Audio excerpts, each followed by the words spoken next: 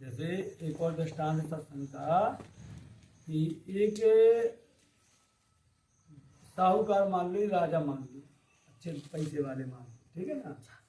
तो उनके सत्संग में कोई रुचि नहीं रहती थी, वो किसी भी सत्संग सुनने भी नहीं देते रहे। और अपने बेटे से कह दिया था कि बेटा जब भी सत्संग हो तो कान में उंगली डाल के निकलना वहां से। अब बताओ इतने नास्तिक मतलब। और वो ऐसे ही करता रहा। अब एक दिन सत्संग चल रहा था, लड़का वहीं से गुजरने लगा, लड़का वहां से गुजरने लगा राजा का, उसको खुजली आ गई। खुजली आई तो कान से निकालो उंगली, खुजाने लगा।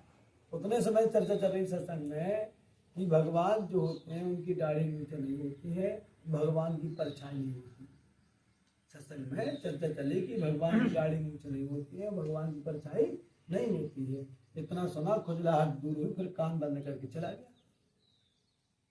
लेकिन वो बात बैठ गई उसकी, चलो कम से कम कोई भगवान के बारे में पता चला। अब उस जब वो वापस आ रहा था घर में तो डाकू आ गए। हालांकि डाकू रूप बनकर आए, वो बोलने लगे मैं शेरा वाली हूँ, मैं ये हूँ वो हूँ, मतलब इस टाइप से। अब इनको पता भी तो हो कि भगवान के बारे में, जब नास्तिक है पूरी, तो पता ही नहीं कि भगवान कैसे होते कैसे नहीं होते। जब लड़का आया तो उसने सुना सत्संग में कि भगवान की परछाई नहीं होती, भगवान की दाढ़ी नीचे नहीं होती। तो यहाँ और भी देवता आए, अपने अपने नाम बता रहे कि हम ये हैं वो हैं। जब उसने कहा कि इनकी परछाई भी देख रही, इनकी तो दाढ़ी भी है, इनकी तो मूछें भी हैं, तो भगवान नहीं हो सकते। जब उसने ऐसा कहा तो भाग गई। क्या जरूरत, पहचान गया हमको, अभी सजा ना मिलने लगे, अभी दंड ना मिलने लगे, सबके सब भाग गए। तो उनकी पूरी चोरी बच गई। किससे बच गई ये चोरी? सत्संग से।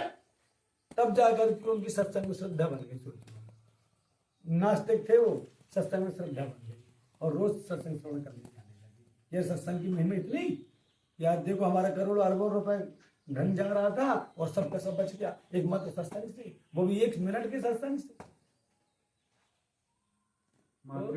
खुजली आ गई बस। हाँ, तो इसलिए सत्संग में कब कौन सी बात हमें मिल जाए, सत्संग की बड़ी महिमा है। और सत्संग भी सबको प्राप्त करने का। स्वामी जी लिख रहे बड़े भाग पाए सत्संगा। बड़े भाग, जिसके भाग उदय होते हैं उनको सत्संग की प्राप्ति होती है। बड़े भाग पाए भी सत्संगा, और बिना ही प्रयास हो ही भव भंगा। बिना प्रयास, अब उसको प्रयास भी नहीं करना पड़ेगा संसार रूपी सागर से तरने के लिए। उसको प्रयास नहीं करना, बस उसको सत्संग में जाकर के बैठना है बस। सत्संग नाव है, गुरु उसके खेने वाले हैं। जब सत्संग नाव में हम बैठे हैं, गुरु खेवैया है, तो फिर निश्चिंत होकर के पार हो जाएंगे, निश्चित पार हो जाओगे, निश्चित पार हो जाएंगे।